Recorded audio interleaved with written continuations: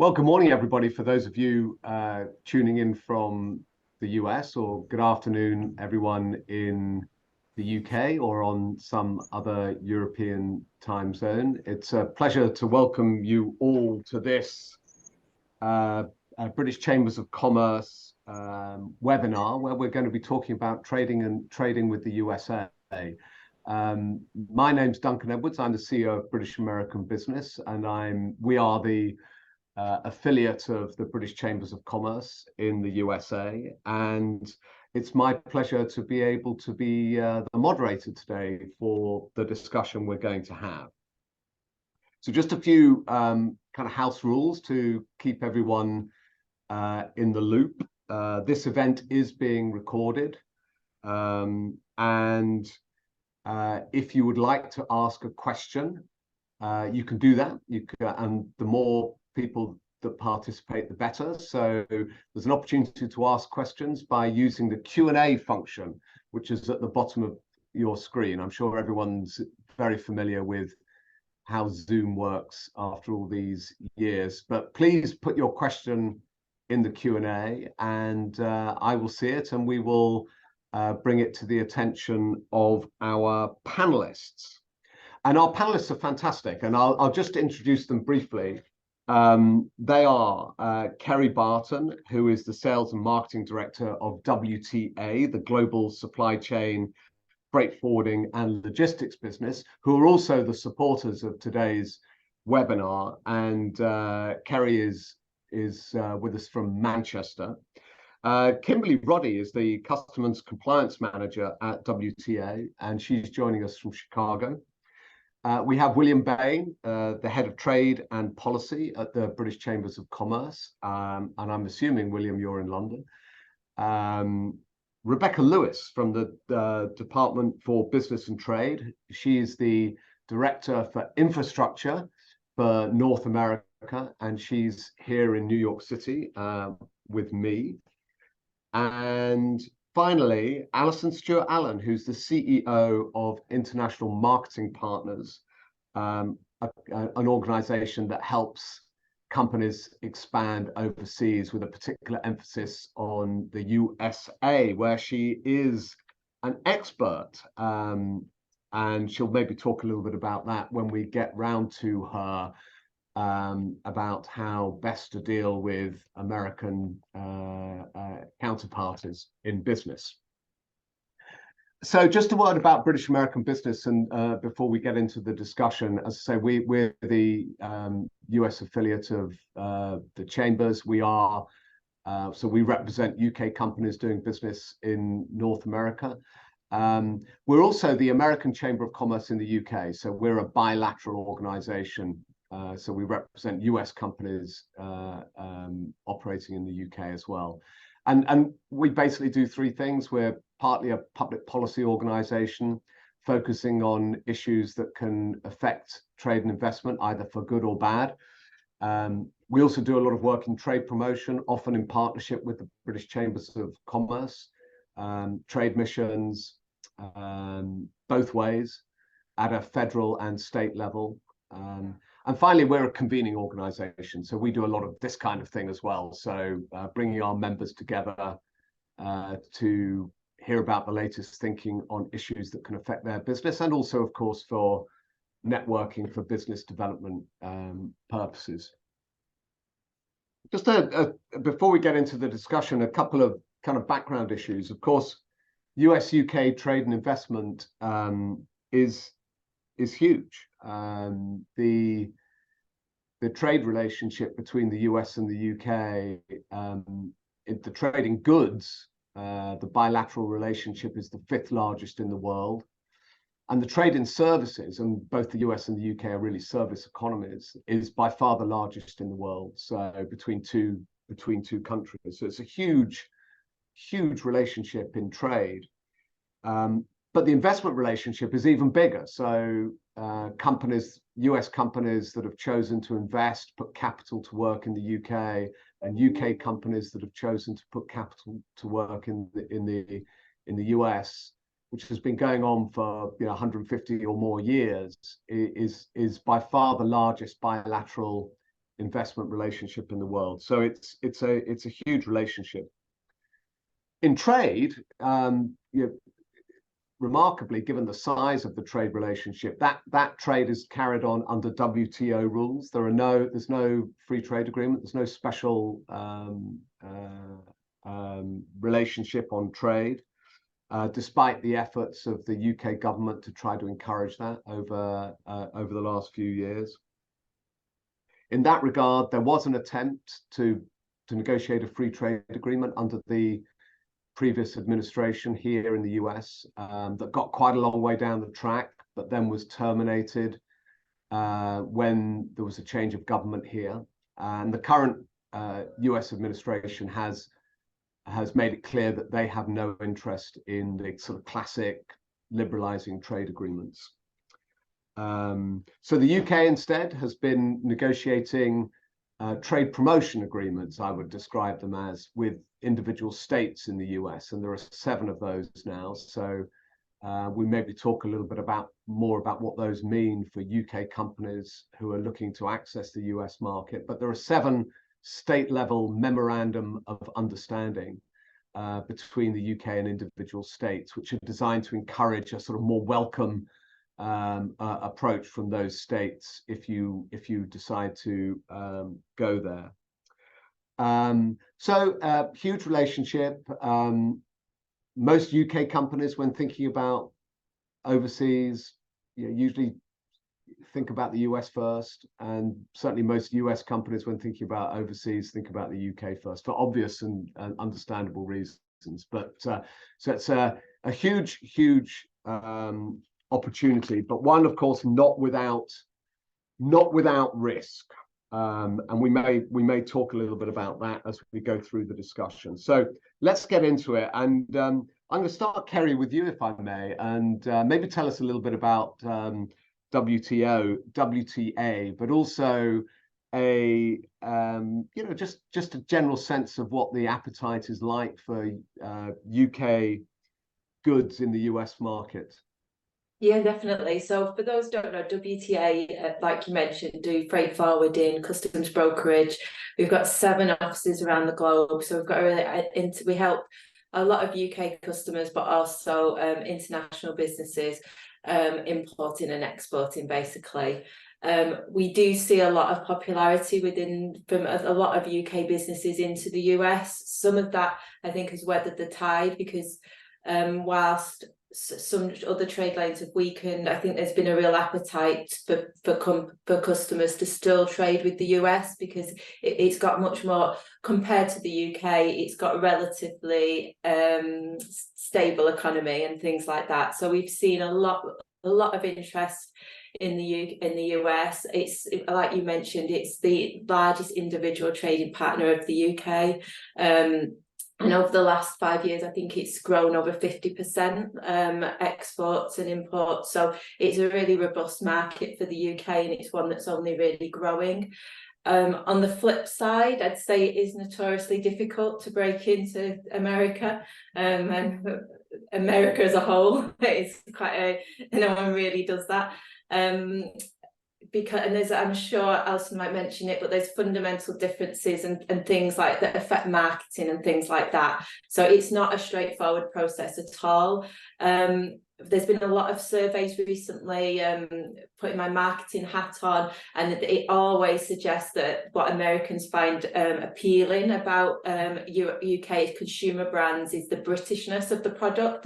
That is a really appealing thing, and it kind of flips in a B2B market as well. It's not quite the Britishness, but there's definitely a sense of trust and quality around our products. So the accreditations and government standards really mean something. So that again is a really great asset we've got that helps. And then I suppose again on the flip side, I'd say it's a dig deep and it's a big investment this, and it might take a few years to really get momentum. So you need to be prepared for that. But I would say that we have seen a lot of our customers from a standing start in the US flip to like 60% of their revenue coming from the US market, but it's taken over 5 years to get to that position. So yeah, it's a swings and roundabouts both sides. Well, There's You, great potential, but lots of work.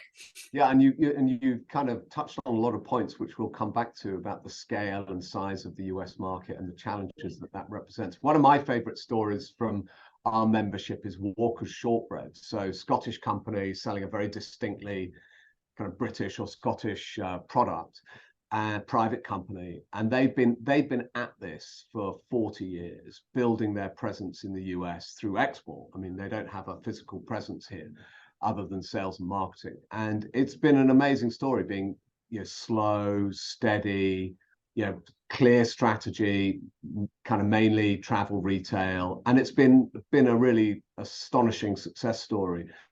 Yeah, all done through export.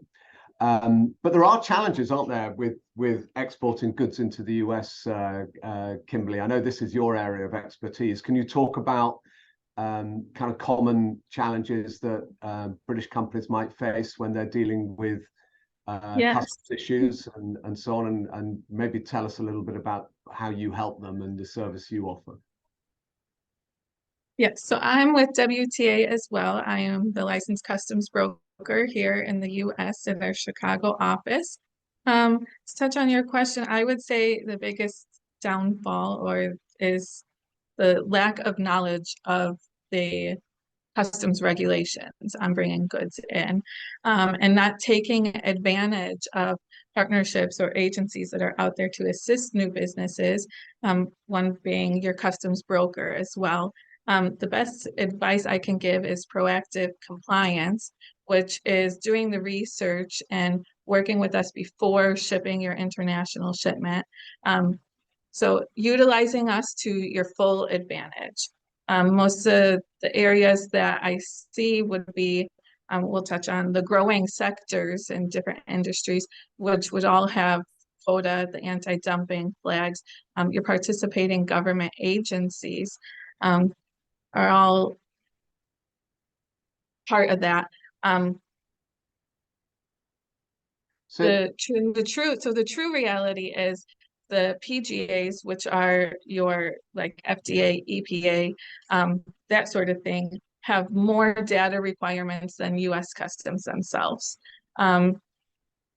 So actually knowing your product and the importer and the exporter working together on that, as the exporter is the one who creates your commercial documentation, and then the importer is the one who's actually liable and reporting to US Customs. So they need to work hand in hand to ensure all the data that is required is available to all parties. So one of the things, of course, that I'm sure William and certainly at BAB would like to see is a digital customs facilitation agreement that would mean that the exporter and the importer can work from the same data file, because at the moment they can't. So that would be a big help, I think. And talk about the de minimis level, because for small companies that are sending maybe through e-commerce, there's a de minimis value below which they don't have to file paperwork. Is that right? That is a newer thing that has regulation that was introduced a few years ago, but since COVID and the growth of e-commerce, US Customs is monitoring that even more. The de minimis level is, I believe, 800 or below. $800. But yes. And then they monitor how often you are shipping de minimis shipments. But my biggest thing is, again, the PGAs do not have a de minimis level. So even though you could ship not filing entry, you still have to file your data with the PGAs for the release with them. Right. Yeah. No, I know this. I saw some data recently about the incredible growth in de minimis shipment below, you know, the smaller shipments. To be honest, that's mainly from kind of companies in China like Temu and Shine and so on. But it's just been a huge growth, and I know the US Customs authorities are a little concerned about it. They are talking about changing regulations with that potentially in the future, just with the growth of e-commerce. We suggest de minimis shipments to new businesses. That is great for sample products. Right. And just selling new orders, that sort of thing. If, like I said, if you do de minimis shipments routinely, you do tend to get looked at.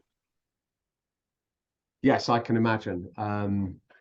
Well, we'll come back to some of the other challenges of dealing with the actual physical transportation of goods later in the call. But William, I'd love to turn to you and kind of just give me a sense of the things that the British Chambers would like to see from a policy perspective. I mentioned in my opening remarks that for now, at least, the sort of classic trade liberalization agreement, which would increase market access and reduce tariffs, is not something that the US government is interested in doing. So, which we think is a mistake, by the way. But what other things would you like to see, and what other things do you think your members should know about? Well, it's an exciting time, Duncan, to invest and sell goods and services into the US. Growth is higher there than in the UK. There's an element of consumer spend, which is really helpful in terms of consuming our goods and services. I think one of the success stories of the past year or so, of course, has been UK exports and services, and 2/3 of our exports to the US are in the services areas. So that's something that we want to continue, and we think that these state trade promotion deals are really useful as a way of helping market products and services to customers. What would help us? I think if we can get to an agreement on digital trade that is a win-win, that will boost capacity for US companies to be able to sell more easily to UK customers, but also to allow that great demand there is amongst UK exporters to expand in terms of platforms, more e-commerce. So if we can have a digital trade agreement that can simplify and improve customs processes, bed in the flow of data, which is the lifeblood of international trade, and without strong provisions giving consistency in data flows, we're not maximizing our trade. We need to try and digitalize as much of our cross-Atlantic trade as possible as well, building on our UK Trade Documentation Act and our single trade window that we're beginning to roll out next year. So if we can do that, I think there's a lot of opportunities there. We have the language ties, we have the legal ties, the time zones are not too different. And there is, I think, that huge bilateral demand for each other's services. And I think a digital trade agreement is, I think, key to unlocking that. The other area, just very briefly, we're getting very interested in the UK as we look to the transition to net zero, is, of course, what we can do around perhaps having a little access to the huge tax credits and power that comes from the US Inflation Reduction Act. And it would be great from our perspective, but I think would also help the US consumer if we were able to have a critical minerals agreement. That would be, I think, a first step to unlock a little bit of UK access to those incentives that are creating jobs and opportunity across the United States every day. Yeah, we agree with that. And just for those who may not be aware, the Inflation Reduction Act, which is this huge bill providing tax breaks and other incentives to companies investing in largely kind of renewable energy projects. But included in that is an incentive for consumers who buy electric vehicles. But the incentive is only available if that electric vehicle and its battery and the components in its battery are sourced from the USA or from a country with whom the USA has a trade agreement. So that excludes the UK and the EU. And everyone got a bit cross about that, and therefore they're trying to negotiate an exemption, this so-called critical minerals agreement, which would allow UK car makers and EU car makers to sell their vehicles in the US and access the subsidy. To be honest, I think it's more, I actually don't, we can't think of many companies that would benefit from that, but I think it's more about the principle, because there's a ceiling as well, a value ceiling. So the biggest exporter of vehicles to the US from the UK by miles is Jaguar Land Rover, but all of their vehicles are too expensive to qualify for the subsidy. I think the subsidy stops at about $65,000 for the purchase price, and unfortunately, you can't buy a Range Rover for $65,000. I wish you could. But yeah, digital trade, hugely valuable, and it's strange why the US government won't move on that. We struggle to understand that.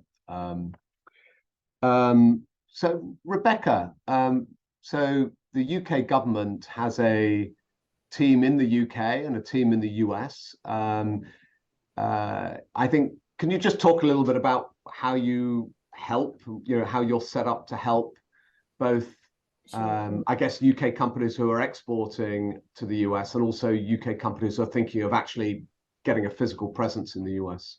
Yeah, absolutely. No, very happy to. And thank you for inviting us to join today. So the Department of Business and Trade is really set up to support domestic business and international trade.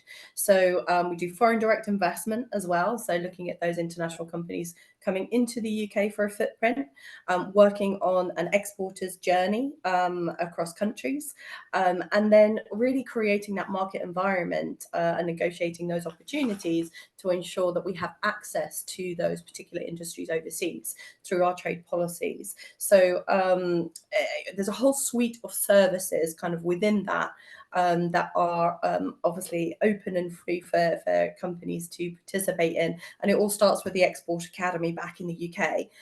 So it's a digitalized service. It serves many companies that you can access through the great.gov website very easily.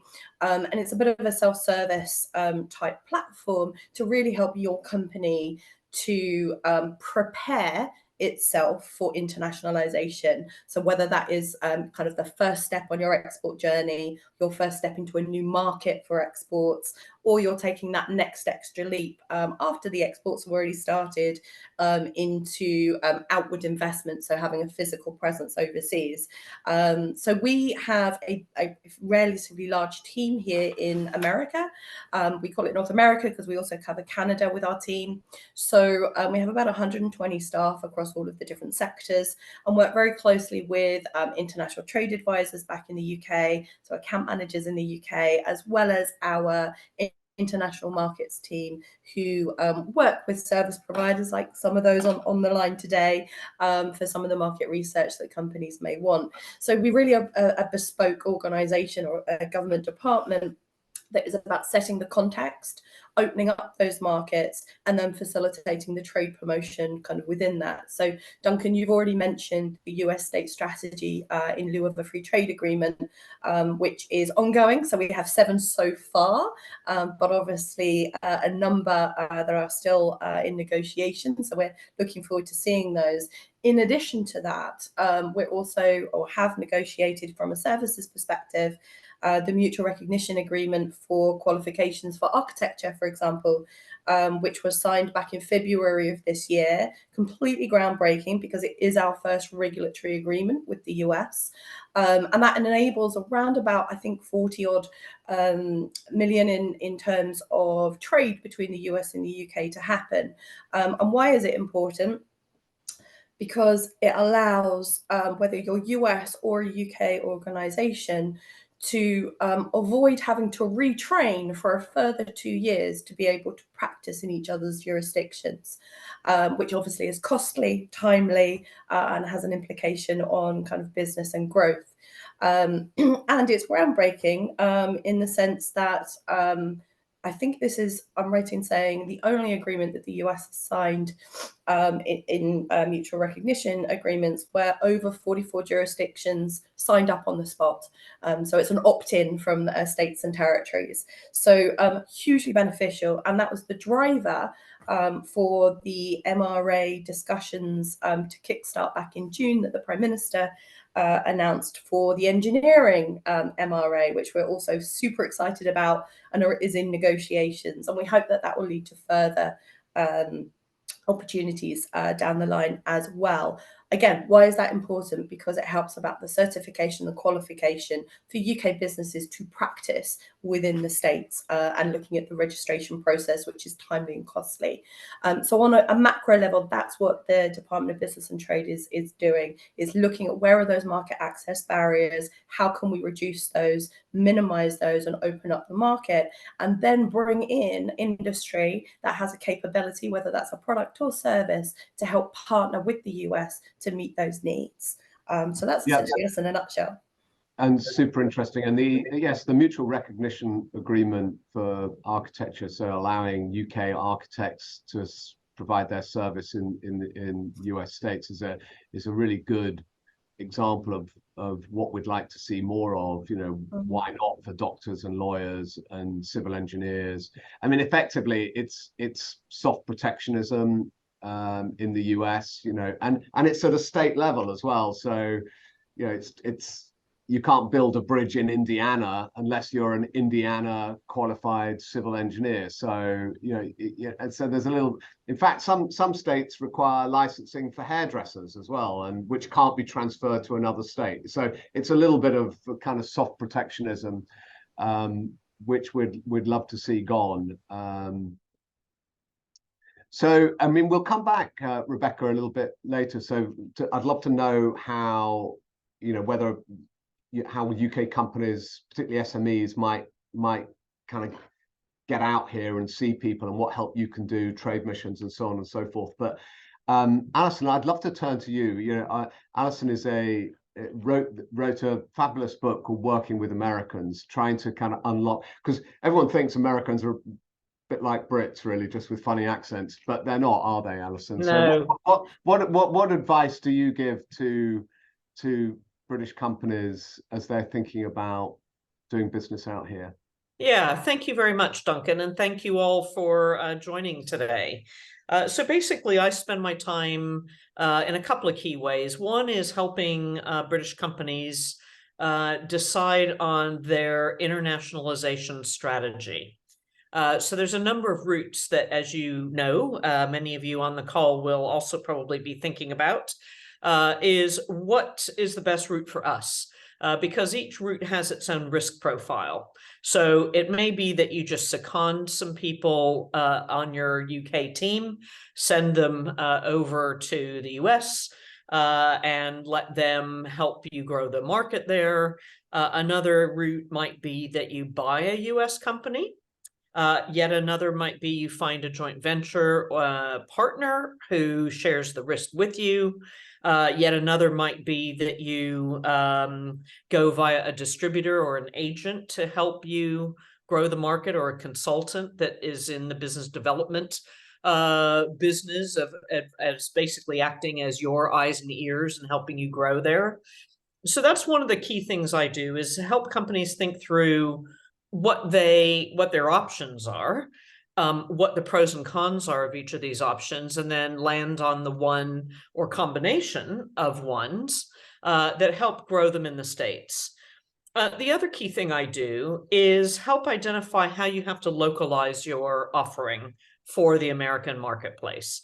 So as you mentioned earlier, Duncan, about, the Walker's shortbreads, biscuits, I mean, there are no end of stories about UK companies that haven't done enough of the market research up front, get into the US, and then are absolutely floored by the volume of sales that they might be asked. If you get into Walmart or an equally large retailer like that, and you're not prepared to be successful, then that's the end of your business in the US, basically.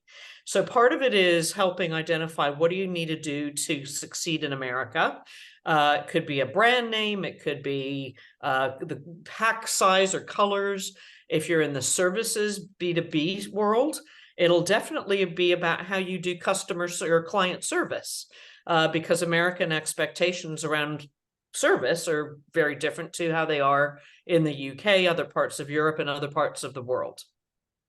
And then, of course, because, as you mentioned, having written the book Working with Americans, not surprisingly, I spend a lot of time also helping companies, but leaders particularly, in mentoring them or advising them on how they negotiate and communicate and influence their American counterparts, because the American English is a very different language to British English. As we all know, there's lots of words that you probably want to avoid with the Americans that may sound sexual or like propositions, or may also mean exactly the opposite of what they mean in the US.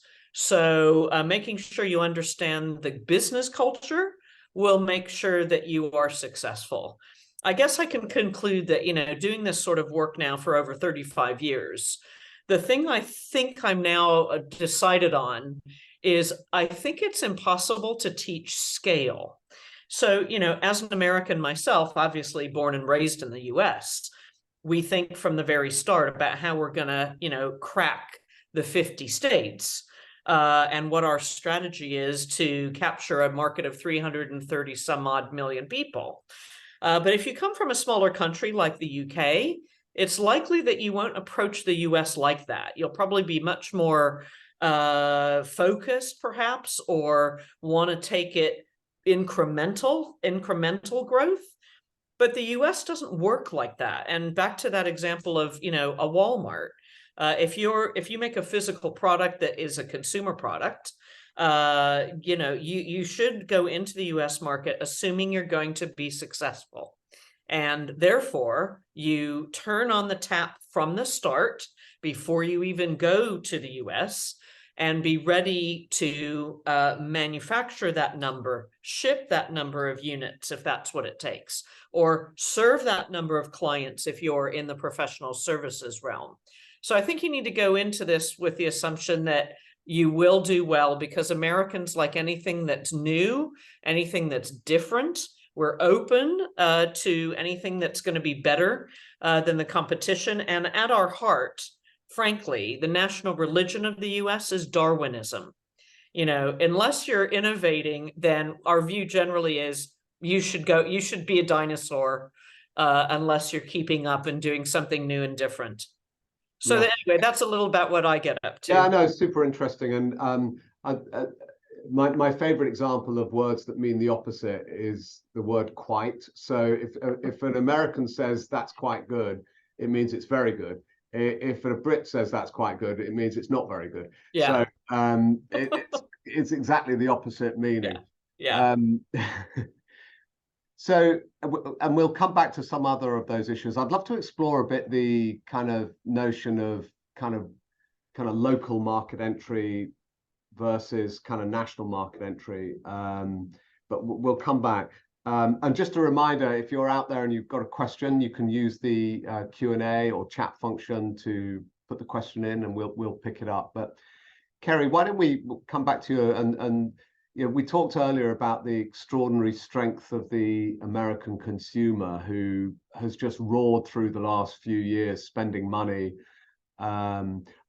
They were given a lot of money by the US government, in fairness, to spend during the COVID years, and they've gone on and spent it. So what are the sectors that you're seeing that are attractive and that are likely to be, you know, good places for UK companies to think about in the next year or so? Yeah, I think manufacturing and technology, we kind of lump them together, but manufacturing definitely is one that we've seen a lot of growth this year. You know, it's the world's largest tech market, the US, and there is some, you know, we know there's some government measures to encourage homegrown innovation that it is, but by and large the US is still comfortable importing in that area, especially around advanced technology and AI and things like that. So we are definitely seeing that still the supply chain and the pieces within manufacturing being exported into the US. And again, there's been a big stimulus in the US on things like green technology. So we're seeing a lot of that at the minute of UK manufacturers and innovators in that area wanting to break into the US. The other one I'd say that we just always see strong, but has really, I have to say, has really rode well over the current economic climate is food and beverage into the US. You know, it does really, really well, and that's one of the things that just keeps growing for us. The demand, I'd say, we see a lot basically. I'm trying to think of where the strong ones are, but you see English sparkling wines have taken off quite a bit this year, gins, craft beers, cheeses, things like that. But there is definitely growth here. Plant-based products and things like that have done really well. The only bit that I'd say puts people off is the complexity around the customs, but then if you have someone like Kim on your side, she helps make it much more straightforward. So it seems scary, and sometimes it sounds way too complicated for my brain, but when you spend a bit of time with someone like Kim, it suddenly comes a lot more straightforward and ordered. So that's the thing that puts most people off. But if you can get over the fear of customs, I'd say food and beverage is a really strong place to start. It's interesting. Another interesting example that we know well as a member of British American Business is the UK premium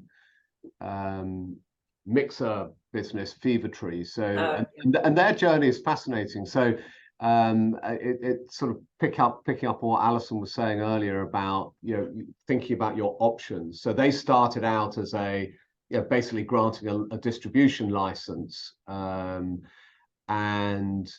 you know, it was going okay, but not brilliant because they didn't feel the distributors were pushing it as much as some other kind of homegrown businesses. So they decided to, you know, they made the decision to come and, you know, establish a business here in the US, and bought back their distribution licenses, started doing it themselves, hired people.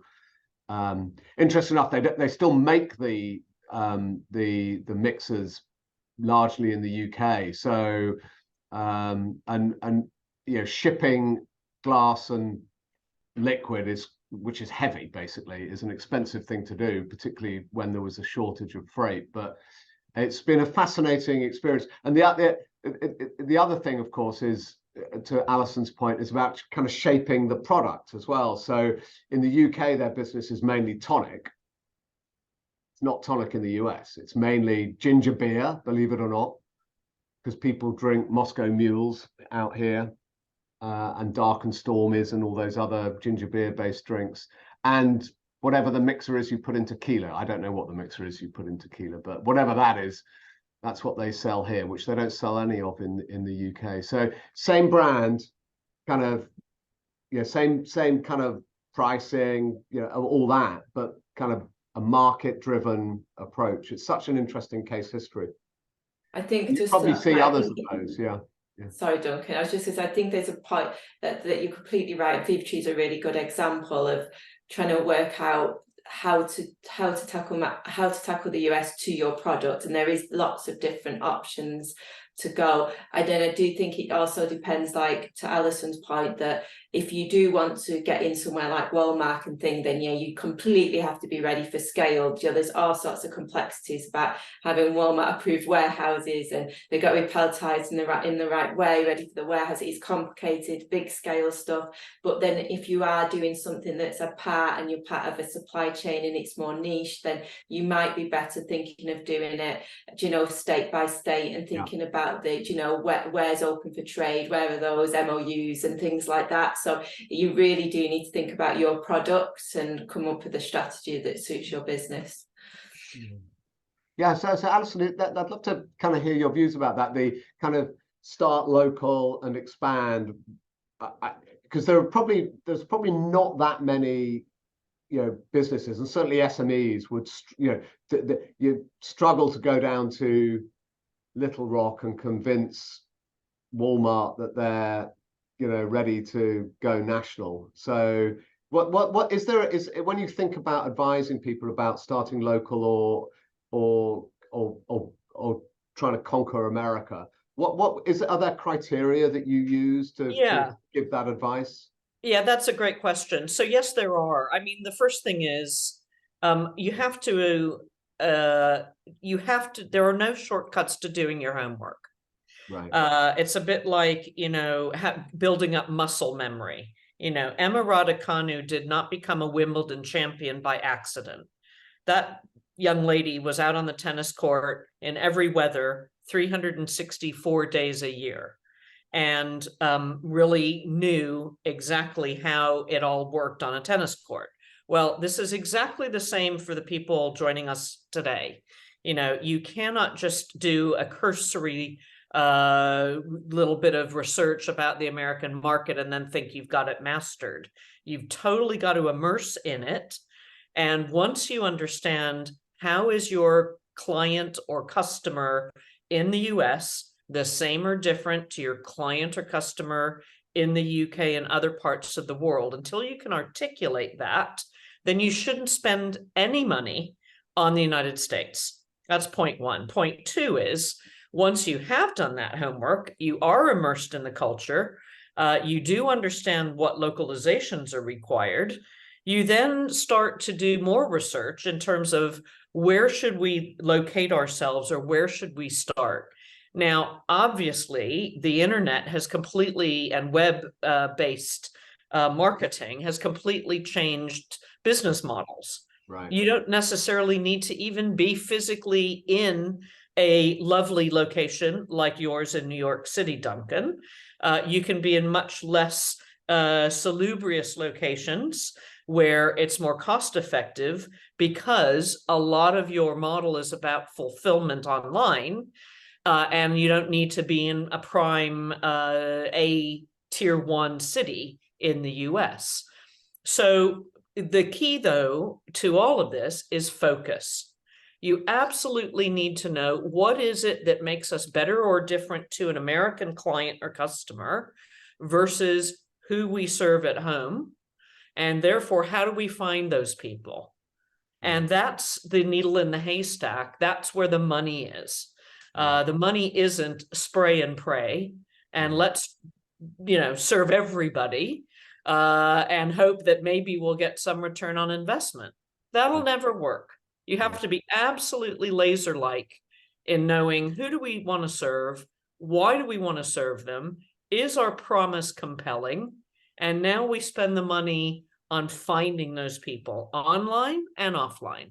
Yeah, it's really interesting because, particularly for kind of companies that are making investments here, so starting actually up their business rather than kind of exporting remotely, the actual failure rate is pretty high. And that's largely due to, in my view, lack of preparation, lack of research, lack of real proper planning, and assumptions being made. I mean, going over the years, some really professional giant companies have completely failed here. I mean, famously, Tesco failed when they tried to build their business in California.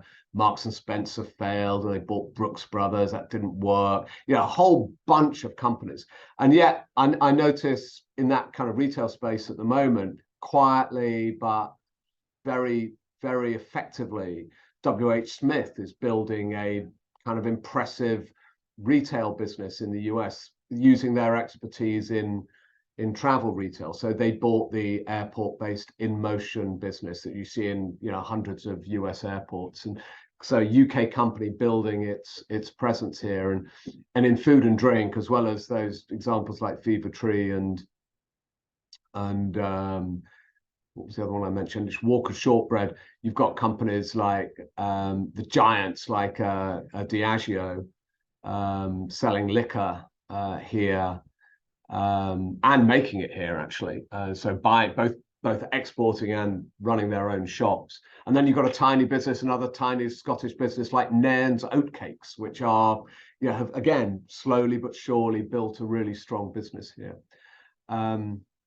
Rebecca, just talk a little bit about, I know you're helping UK kind of service companies, engineering companies look at the big opportunity that exists in kind of infrastructure in the US. Can you talk a little bit about how practically that's happening? Are you bringing the Arabs or the Network Rail Consulting and other companies? What are you actually doing? Sure, no, very, very happy to. So I kind of oversee our infrastructure work. So that is essentially transportation, built environment, and sort of the water industry and resiliency. So whether that's climatic or man-made threats to physical assets. So typically I'm working on very large scale capital improvement plans that are over multi-year dimensions and that need in-depth strong supply chains and workforce to make them happen, along with the money, of course, because nothing happens without that funding. So that infrastructure bill is game changing for the aging infrastructure here in the US.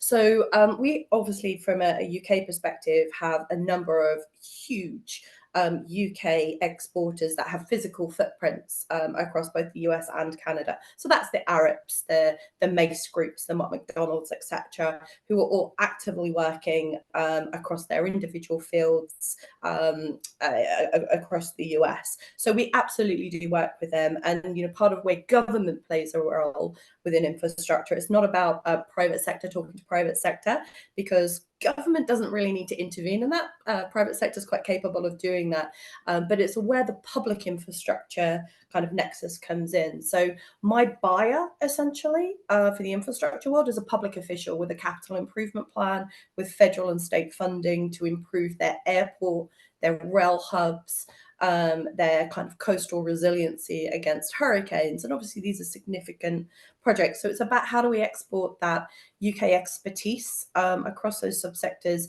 into the market, and we do that for a variety of ways.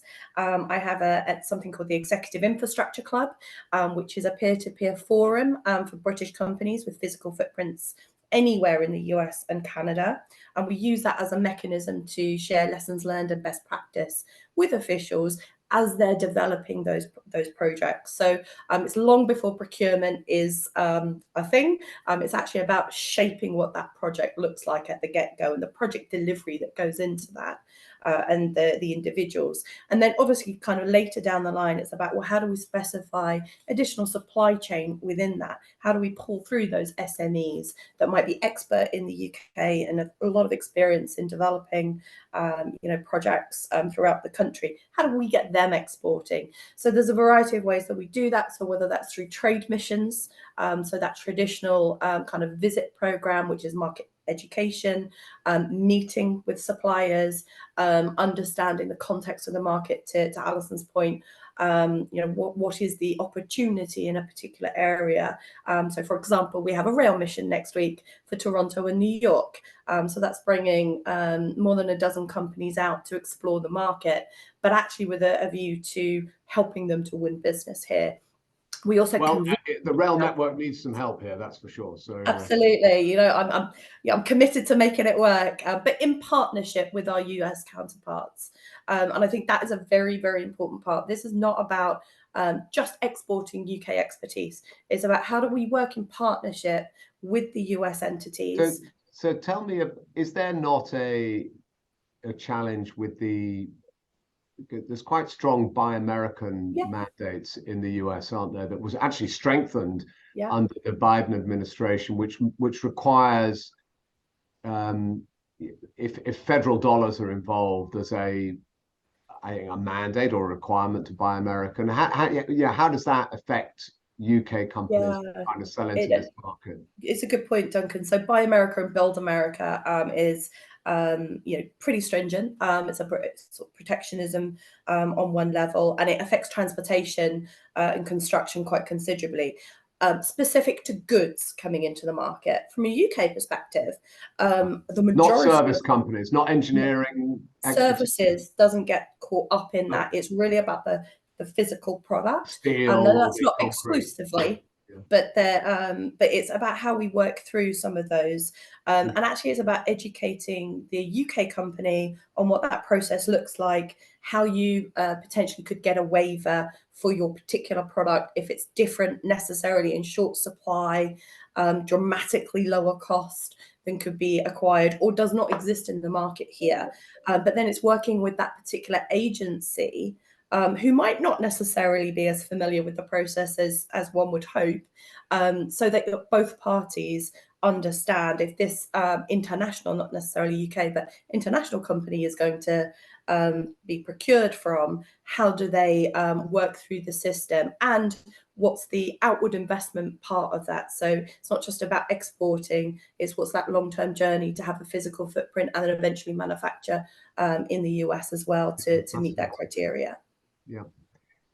Kimberly, I'm going to come back to you, and perhaps you can reveal some horror stories. I mean, what are the big pitfalls that what are the common mistakes that companies make, and how can they avoid them when dealing with customs issues and other kind of physical trade stuff? Thanks. So recently, so talking about infrastructure, we had somebody bring in steel, didn't know that there was quota to the steel. So those kind of things, again, knowing your commodity, asking the questions and having the knowledge beforehand.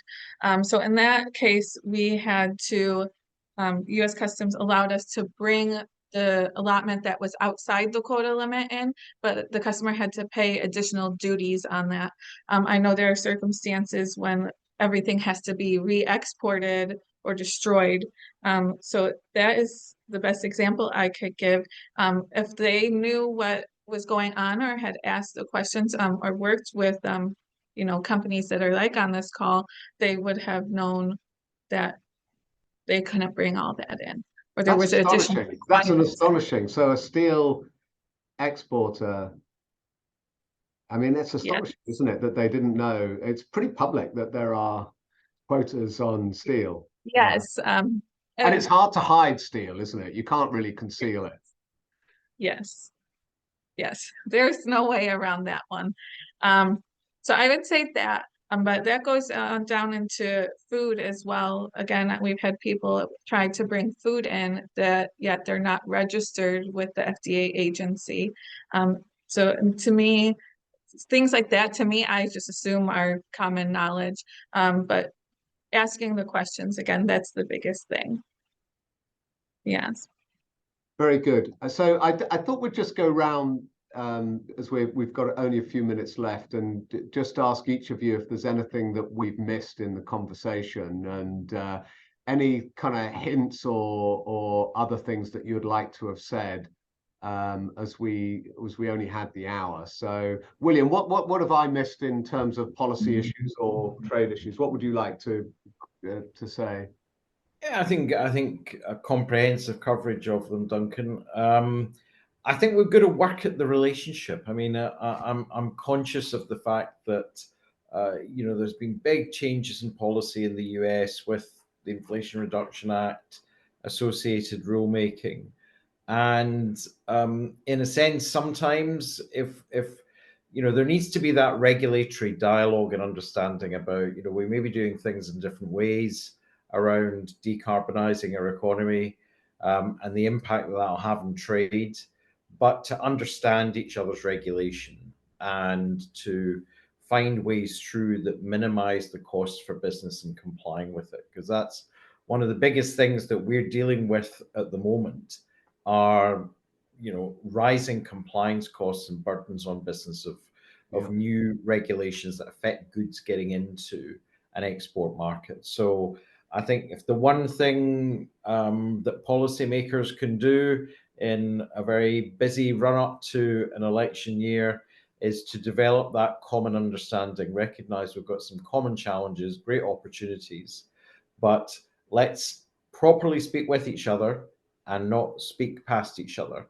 And that will be the best set of circumstances in order to further the interests of our exporters in both countries. Yeah, well said. I think there are a lot of dialogues going on in both industry sectors and at a senior level, but there's also a lot of other things going on which are slowing down some of the work that we would like to see happen. I mean, and that's kind of unavoidable given what's going on in the world. But yeah, well said, Kerry. What have we missed? What do you advise your customers to think about? It's not quite think about it. I'd just say don't be put off. I'd say there's a lot of information, there's a lot of things we're talking about, and it can feel a little bit overwhelming. And I'd say that actually it's not that scary. It's, we are just talking about, like, especially at WTA, it's just selling goods. Do you know what I mean? And you either sell them, I'm in Manchester selling them to London, or whether you're selling them to the US. It's not as complicated as it sounds, and partners and things are all here to help and make this easy. So if we just keep thinking of it as another market, and it's not that complicated, and once you start, it all falls into place, and anything that's new feels a bit scary and unknown, because I just feel like we're bombarding people with information and it's overwhelming, when I know how simple it is for a lot of companies to tackle the US market.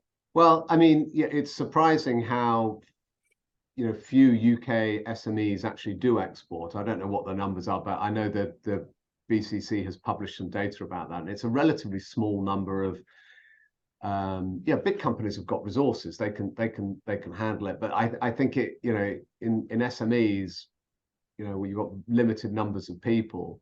But we do work with a lot of SMEs. I know, and that they should work with so they can be successful. With experts, and that's the way to do it, and to have the vision and the to use the outside experts. Alison, what else? I'm sure there's 100 things that you can advise people about, but what is there one thing that you'd like to leave people with? I think I'd like to leave everyone buoyant, because the UK brand with Americans is consistently high, whether it's a professional service, whether it's a physical product. You're going into the US with a great advantage. And luckily, the country brand of the UK is highly thought of in the US. So I think you need to know that you are going in on the front foot. I would echo certainly what Kerry and William and everyone on this call has said, which is just get some good advice before you go, because the worst thing would be that you find out something too late. And especially the size of the prize. Winning in the US market will return tons of money to your company when you get it right. So it's worth spending the time to get it right. Well, we actually have a question here, and it's come quite late, but we might pass this to Rebecca to pass on to one of her colleagues, because I know you have expertise in this area, Rebecca, in the past. But so this is from Duncan Morrison from Roe Hill Springs Distillery. Can I have some pointers for the best state to start research for a premium Scottish gin vodka producer to enter the US niche market with ideally an established distributor partner? It's a pretty crowded market for the premium Scottish gin vodka market, but Rebecca, from your old world, have you got some advice, or can we pass this on to you offline? Sure, very happy to kind of take it offline. But I think kind of one thing I would say about the states and alcohol, be very, very clear on the 3-tier system for alcohol transfer and logistics across the US. You cannot take it from state to state particularly easily, or in some cases not at all. So that has to be a really integral part of your export and establishment strategy. But we can absolutely take it offline, Duncan from Roe Hill, and help you navigate where you should be looking at, what are the particular agents and distributors that you might want to look at for the importation side of things. I'm going to say the East Coast is a pretty good starting point. particularly for these types of products. But you definitely need to do your research on where your target market actually sits. So it's not necessarily about the state, it's about who's your target audience, and where are they most residing. So that would be my best advice there.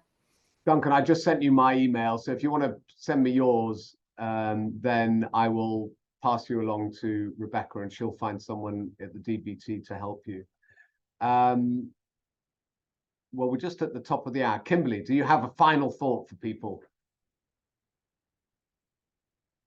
You're on mute. I know U.S. Customs has a reputation, and everybody national or internationally can be fearful of them. My best advice would be to just go for it. You might have hiccups on your first, shipment, but I'd say look past that. It's actually pretty simple once you get the hang of it. And then again, that everybody that's on this call today and customs brokers as a whole are pretty helpful. So we're all here to help you.